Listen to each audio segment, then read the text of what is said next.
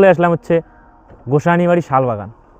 তোমরা হয়তো গোসানিমারি শালবাগানের সম্পর্কে কি জানা আছে নাই এই বিষয়ে আমার বেশি কিছু জানা নাই। আর তোমরা সবথেকে বড় কথা হচ্ছে গোসানিমারি শালবাগানের হিস্টোরি বা গোসানিমারি শালবাগানের যে কাহিনী, যে সমস্ত কিছু আপনারা গুগল সার্চ করে দেখতে পারেন। তার মানে সবথেকে বড় কথা, এখন এই গুগলের থেকে বেশি মানুষ চ্যাট জিপিটি বা এআই বা জিমিনি সেই জায়গাও তোমরা সার্চিং করে দেখতে পারো যে গোসানিমারি শালবাগানের পুরনো দিনের কাহিনী।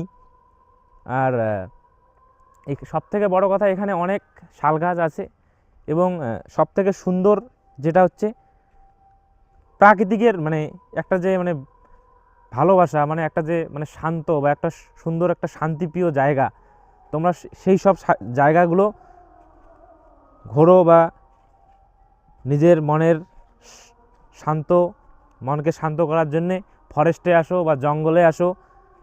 জঙ্গলে সবথেকে বড় কথা হচ্ছে তোমার খুব ভালো লাগবে, দেখতে ভালো লাগবে, শান্তিপ্রিয় মনে হবে। গাছগাছরাই হচ্ছে মানুষের কাছের লোক, মানে গাছ আছে জন্য মানুষ আজকে অক্সিজেন পাচ্ছে, সুন্দরভাবে বাঁচতে পারছে। আর আমার এটাই আবদার যে আপনারা সবাই জীবনে চলতে ফিরতে যতটা পারি গাছ লাগানোর চেষ্টা করি। নতুনভাবে একটাকে মানে টার্গেট নিতে হবে যে এই গাছটা গাড়লাম, এই গাছটা যাতে বড় হওয়া অবধি আমি গাছটাকে লালন পালন দেখশন যাতে করি। যাতে গাছটা গাড়লাম, গাছ গাড়ার পরে যত্ন নিলাম না, সেটা করবেন না কখনো। গাছ গাড়ুন, গাছটাকে লালন পালন করুন, বড় করুন, সেই গাছটার থেকে অক্সিজেন আমরা পাচ্ছি।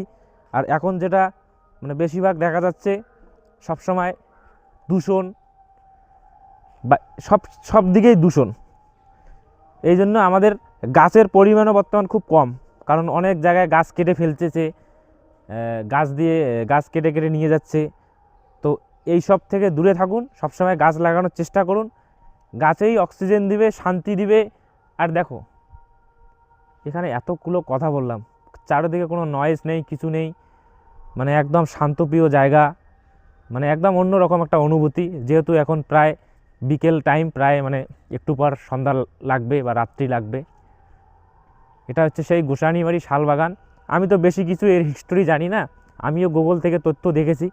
তো আপনারাও যেহেতু ভালো করে তথ্য দেখতে চাও, অবশ্যই গুগলে গিয়ে সার্চ করবে গোসানিমারি শালবাগান, সার্চ করবা, ডিটেলস লিখবা, সমস্ত ডিটেলসগুলো।